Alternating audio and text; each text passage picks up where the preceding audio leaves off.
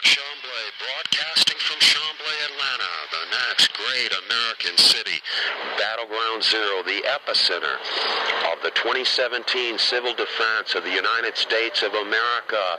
It's a beautiful morning here in Chamblee, Atlanta. It's winding up on 9 o'clock in the morning. It's Tuesday, August 15th, 2017. It's also Election Day in the great state of Alabama, and we've got our eyes on the particular race to fill our current Attorney General Jeff Sessions of Alabama, former U.S. Senator from Alabama. The seat in the U.S. Senate currently held by Luther Strange, who just in the past several days, the past week, has gained the full endorsement of our current president, Donald Trump, and his main two opponents in the race for the Republican primary are former Supreme Court Justice of Alabama, Chief Justice, as a matter of fact, twice removed, Roy Moore, and his particular claim to fame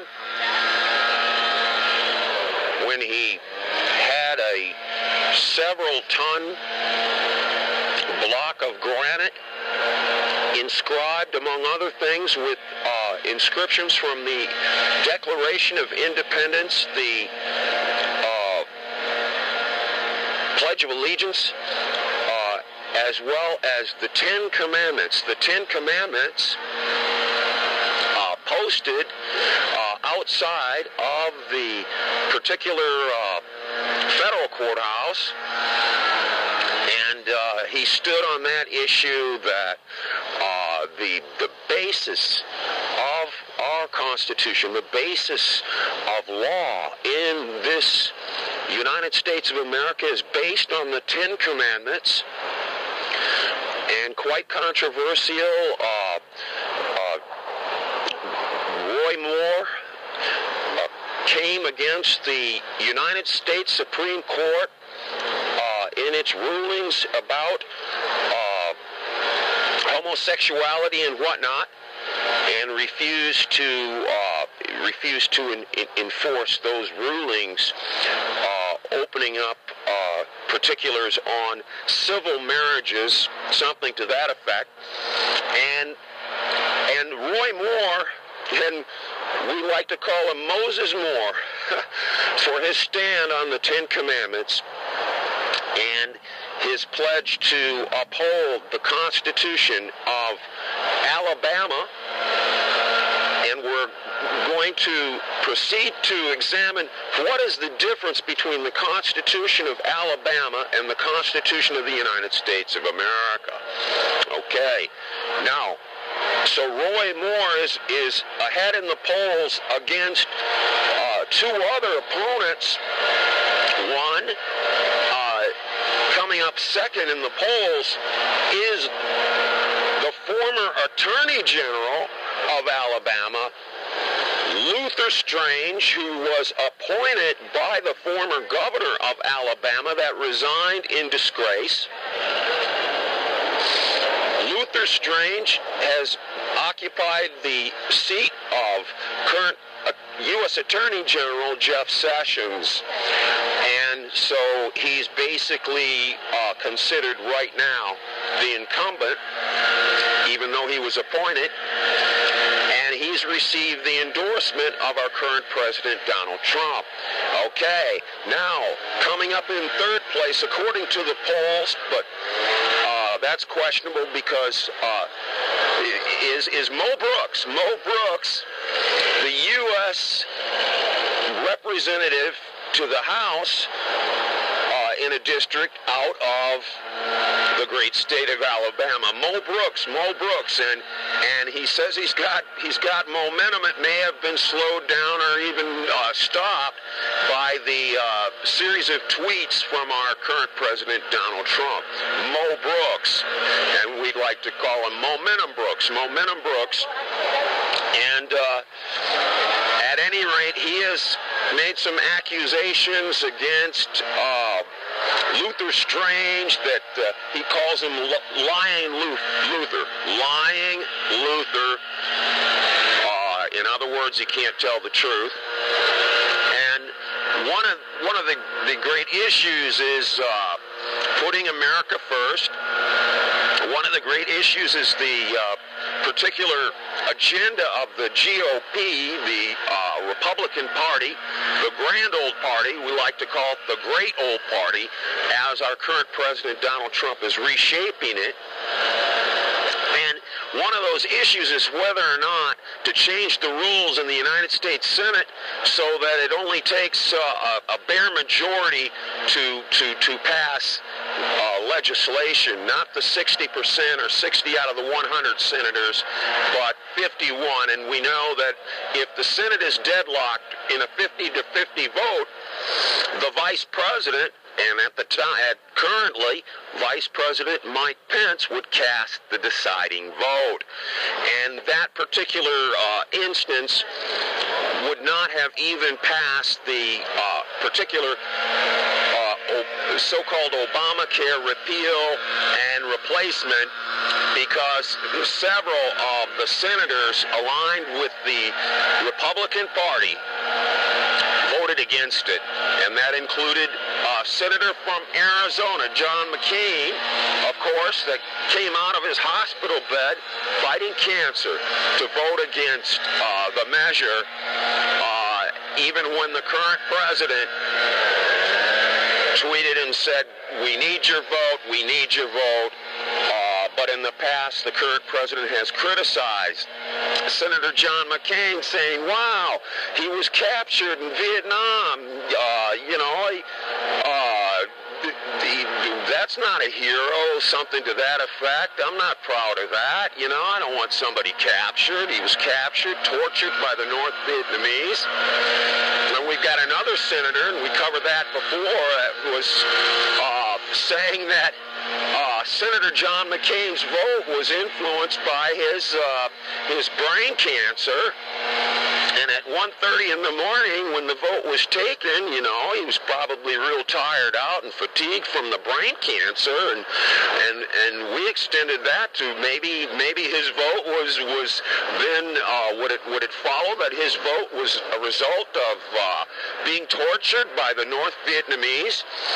So all these things are swirling around, and Luther Strange has been supported by the current majority leader of the U.S. Senate, Mitch McConnell, the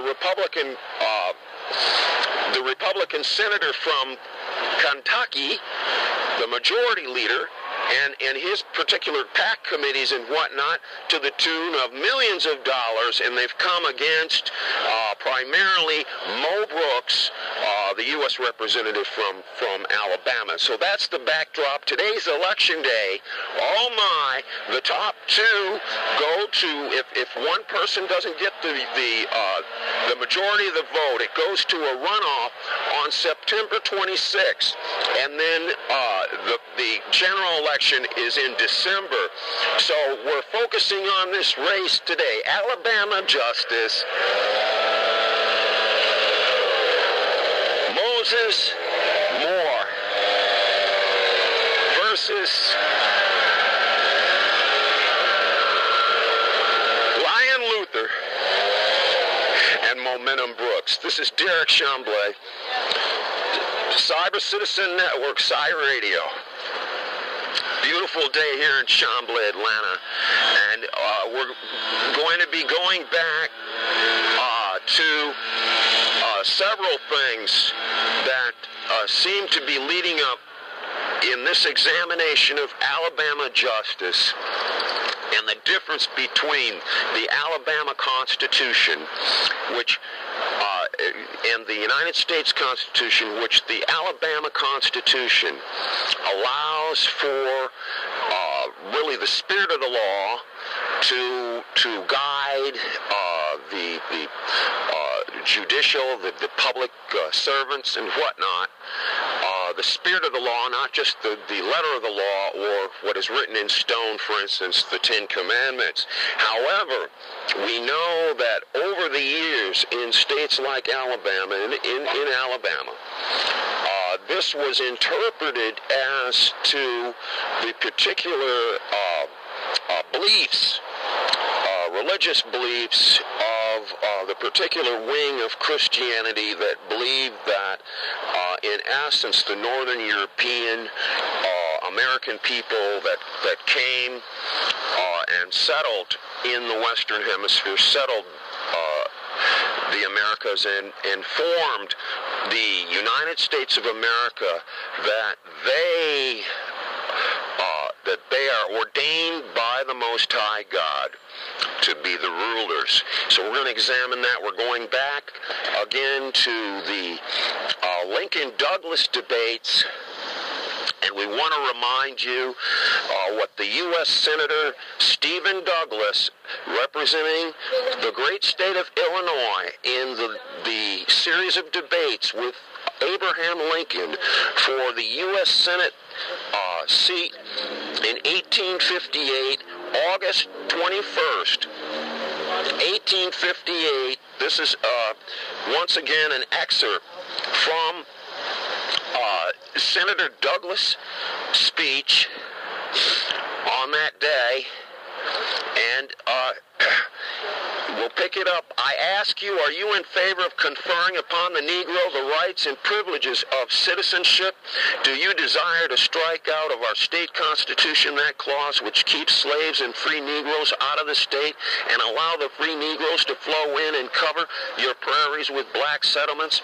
Do you desire to turn this beautiful state into a free Negro colony in order that when Missouri abolishes slavery, she can send 100,000 emancipated slaves into Illinois to become citizens and voters on an equality with yourselves? If you desire Negro citizenship, if you desire to allow them to come into the state and settle with the white man, if you desire them to vote on an equality with yourselves and to make them eligible for office, to serve on juries and to adjudge your rights, then support Mr. Lincoln and the Black Republican Party, who are in favor of the citizenship of the Negro. For one, I am opposed to Negro citizenship in any and every form. I believe this government was made on the white basis. I believe it was made by white men for the benefit of white men and their posterity forever. I am in favor of confining citizenship to white men, men of European birth and descent, instead of conferring it upon Negroes, Indians, and other inferior races. This is Derek Chamblee. It's winding up on 9 o'clock in the morning. It's August 15th, 2017, Tuesday. It's Election Day in Alabama, the great state of Alabama, and we're watching the U.S. Senate race today. And at any rate, it's Tuesday. This is Derek Chamblee. Election Day. CYRADYO, Cyber Citizen Network. Thank you very much.